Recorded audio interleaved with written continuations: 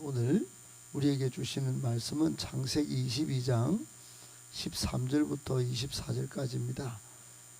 구약성경 29쪽 창세기 22장 13절부터 24절까지입니다. 오늘 우리에게 주시는 말씀으로 창세기 22장 13절부터 한 절씩 교독하며 24절까지 보겠습니다. 아브라함이 눈을 들어 살펴본즉 한 순양이 뒤에 있는데 뿔이 수풀에 걸려 있는지라 아브라함이 가서 그 순양을 가져다가 아들을 대신하여 번제로 드렸더라. 아브라함이 그 땅 이름을 여호와 이레라 하였습니다. 여호와의 산에서 준비되리라 하더라. 여호와의 사자가 하늘에서부터 두 번째 아브라함을 불러 이르시되 여호와께서 이르시기 내가 나를 가리켜 맹세하노니 내가 이같이 내 아들 내 독자도 아끼지 아니하였은즉 내가 네게 큰 복을 주고 내 씨가 크게 번성하여 하늘의 별과 같고 바다의 모래와 같게 하리니 내 씨가 그 대적의 성문을 차지하리라. 또 내 씨로 말미암아 천하 만민이 복을 받으리. 내가 나의 말을 준행하였음이니라 하셨다 하니라. 이에 아브라함이 그의 종들에게로 돌아가서 함께 떠나 브엘세바에 이르러 거기 거주하였더라. 어떤 사람이 아브라함에게 알리어 이르기를 밀가가 당신의 형제 나홀에게 자녀를 낳았다 하였더라. 그의 맏아들은 우스요 우스의 형제는 부스와 아람의 아버지 거무엘과 게셋과 하수와 빌다스 이들랍과 부두엘이요. 23절 24절 같이 읽겠습니다. 이 8사람은 아브라함의 형제 나홀의 아내 밀가의 소생이며 부두엘은 리브가를 낳았고 나홀의 첩 르우마라 하는 자도 데바와 가함과 다하스와 마아가를 낳았더라. 아멘. 할렐루야. 하나님께서 믿음으로 새벽을 깨우는 여러분을 통해서 여러분을 대적하는 모든 것들 대적의 성문도 차지하고 또 하나님의 큰 복도 받아 누리게 하여 주시기를 예수님의 이름으로 축복합니다. 아멘. 오늘 본문에 우리를 향하여 주시는 세 가지 교훈의 말씀을 받도록 하겠습니다. 첫 번째, 여호와 이레의 하나님을 꼭 만나셔야 합니다. 여호와 이레의 하나님을 꼭 만나셔야 합니다. 여러분 오늘 본문에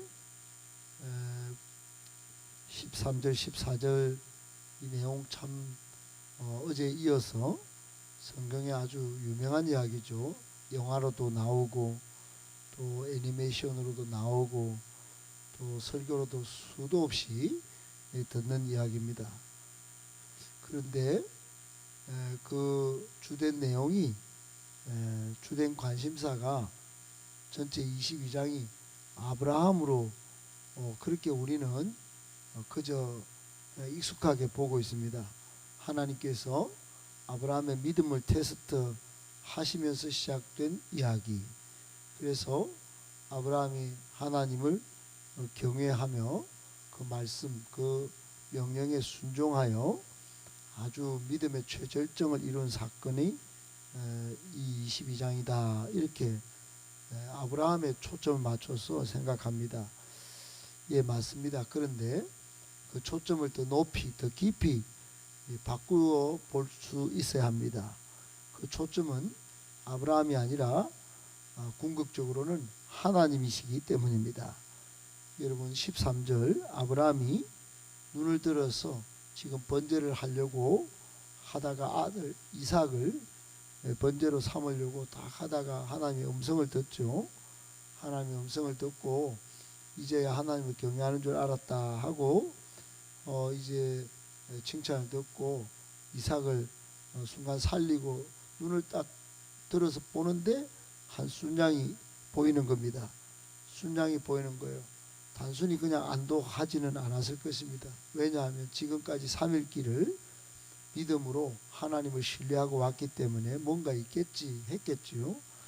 그리고 수풀에 뿔이 걸려있는 한 순양이 있어서 그 순양이 순양을 가져다가 아들 대신 번제로 하나님께 드립니다. 그런데 이제 14절 그 유명한 아브라함이 이제 그 땅 이름을 여호와 이레라, 여호와 이레, 그 땅 이름을 짓습니다. 여러분, 이름 짓는 건 참 중요해요. 하나님을 만났기 때문에, 하나님의 음성을 들었든지 체험이 있기 때문에 이름을 짓는데 여호와 이레다 이렇게 지었어요. 본문 끝에 해석을 잘 달아놨는데 오늘날까지 사람들이 이 여호와 이레 이 이야기를 여호와의 산에서 준비되리라 이렇게 부른다고 하는 겁니다. 그런데 여러분, 이걸 성경 본문에 원어로 이렇게 쭉 찾아보니까 다른 말로 이 14절의 여호와 이레는 여호와께서 자신을 보이신다, 여호와께서 준비하신다 이런 뜻입니다. 여러분, 충분히 아브라함적 시선에서 순양을 받고 또 아들 이삭을 드리려고 찾아온, 그래서 하나님을 만나서 여호와 이레 그냥 이름을 붙인 건데, 아브라함 편에서 초점을 맞춰서 아브라함 대단하다 이렇게 보는데, 내용을 살펴본즉 그게 아니고 하나님께서 자신을 내보이신 사건이 창세기 22장인 거예요. 하나님께서 준비하여, 순양을 준비하여 지금 하나님이 아브라함을 만나주신 사건이 22장이에요. 여러분, 보다 더 궁극적인 하나님이 초점이죠. 위대한 기독교 창시자 존 칼뱅이 이 22장을 해석하면서 22장의 주된 관심은 하나님께서 모리아산 번제를 어떻게 준비하셨는지에 있다 이렇게 해석했어요. 하나님께서 모리아산 번제를 어떻게 준비하셨는지 여기에 주된 관심이 있어야 된다. 즉 여러분, 어떤 말입니까? 하나님께서 자기를 위하여 친히 제물을 준비하시는 하나님이시다. 그러므로 아브라함은 어떤 하나님을 만났습니까? 아브라함이 이삭을 준비하는 것 같지만 그것으로 오늘 이야기는 전개가 되고 절정을, 클라이맥스를 이루었지만은 더 궁극적으로는 친히 하나님께서 제물을 준비하셨다 하는 겁니다. 여러분, 이게요 십자가 예수 그리스도도 하나님이 준비하신 거예요. 여러분, 성경의 전체 역사는 그 딱 하나로 평가하면은 친히 하나님께서 이 십자가에서 대속의 피를 흘릴 어린 양 예수 그리스도를 준비하시는 하나님을 보여주는 것이 성경의 역사예요. 성경은 이런 하나님을 보여주신다는 겁니다. 성경을 그저 스토리나, 성경을 그저 관념적인 어떤 이야기나 이런 걸로 보시는 게 아니에요. 친히 우리의 죄를 대속하게 하시려고 하나님께서, 구약은 오실 예수 그리스도, 신약은 오셔서 십자가에 달리시는 예수 그리스도, 그 십자가에 달리셨다가 부활하셔서 이제 다시 오실 예수 그리스도, 그걸 보여주는 책이 성경이에요. 그게 성경의 역사예요. 십자가에서 대속의 피를 흘릴 어린 양 예수 그리스도를 준비하시는 하나님, 그 하나님을 여러분 만나야 이게 진짜 만난 겁니다.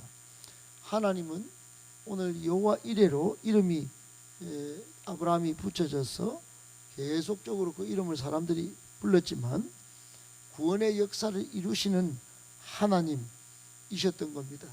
그러니 여호와의 이레 이름에 걸맞는 분이시죠. 여러분, 지금도 마찬가지입니다.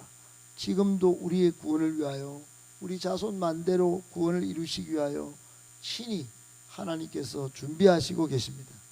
그 준비하시는 하나님을 만나야 내 인생이 복되고 앞으로도 더 아름다운 미래를 준비하고 또 하나님께 드릴 수 있게 되는 것입니다.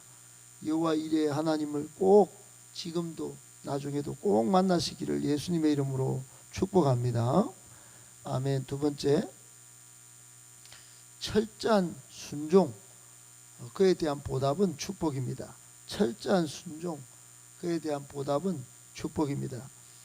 여러분, 순종이 안 되면 참 신앙이 문제가 심각하게 발생합니다. 오늘 본문은 하나님 명령, 하나님의 믿음의 테스트에 대한 철저한 믿음의 순종을 보인 아브라함이 오늘 본문 중반절부터는 하나님의 큰 축복을 받는 내용입니다.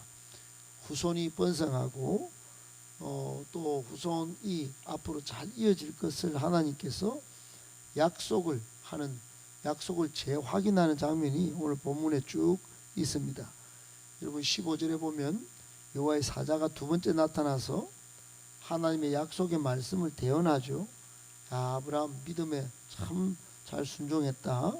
불평하지 않고 원망하지 않고 독자도 아끼지 아니하였구나. 그렇게 말합니다.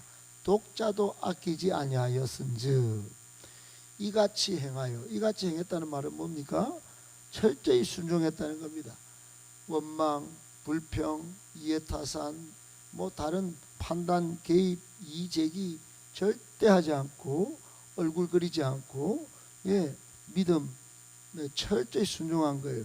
그러니 17절에 하나님께서 대복을 주십니다. 큰 복을 주시죠. 내가 내게 큰 복을 주겠다. 그 큰 복 중에 하나는 내 씨가 크게 번성하여 하늘의 별과 같고 바닷가의 모래 같게 하겠다. 여러분 아들 한 명 있는데 지금 약속의 아들 한 명 있는데 이런 복이 지금 언제나 있겠습니까? 있겠다는 겁니다. 그리고 내 씨가 대적의 성문을 차지하는 복도 주겠다는 겁니다. 여러분 얼마나 많은 대적들이 있습니까? 온 세계에 약 200여 개 나라가 있고 서로 적대적이고 지금 한 집안에도 싸우는 그런 일이 있는데 모든 대적의 성문을 다 차지하여 이제 싸우지 않는 그런 복. 그리고 18절에 천하 만민이 이제 이 아브라함 때문에 복받게 하는 말씀도 있습니다. 이 모든 것이 여러분 18절 끝에 뭐라 그럽니까? 네가 나의 말을 준행하였기 때문에, 나의 말을 순종하였기 때문에, 여러분 이렇게 된 것이 하나님의 말씀에 순종하였기 때문입니다. 사랑하는 여러분, 이런 사람을 하나님이 복 주신 것입니다. 요업의 경우도 마찬가지죠. 여러분 아브라함 시대나 요업의 시대나 비슷한 시기라고 알려져 있는데 하나님께서 욥기 1장에 보면 욥을 시험하십니다. 큰 고통을 겪었죠. 자녀들이 죽고 또 재산 다 뺏기고 몸도 완전히 큰 질병으로 고통받을 때 욥은 충분히 시험에 들을 수 있었습니다. 믿음을 버릴 수도 있었어요. 그러나 끝까지 믿음을 지킵니다.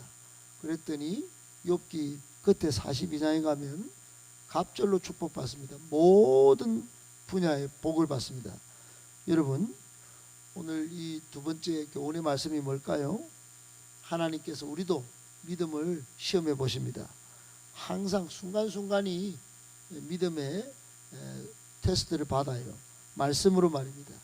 이런 말씀, 저런 말씀, 이 상황의 말씀, 저 상황의 말씀, 이런 조건에서 말씀, 저런 조건에서 말씀하십니다. 그때 철저한 순종, 전폭적인 순종이 중요합니다.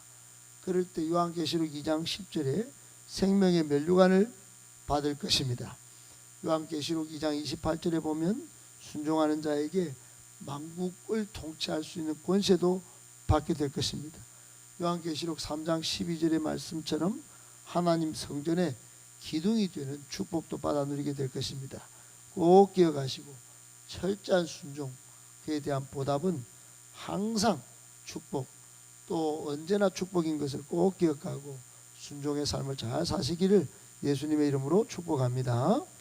아멘. 마지막 세 번째, 하나님은 아브라함 이후 구원 역사를 중단 없이 이어가십니다. 하나님은 아브라함 이후 구원의 역사를 중단 없이 이어가십니다. 여러분 오늘 20절 이하의 말씀은 아브라함의 동생 나홀의 족보입니다.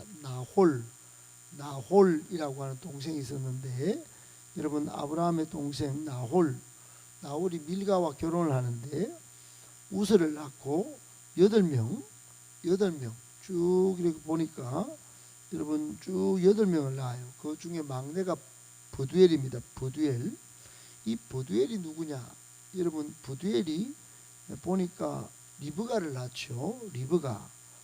브두엘이 리브가를 낳아요.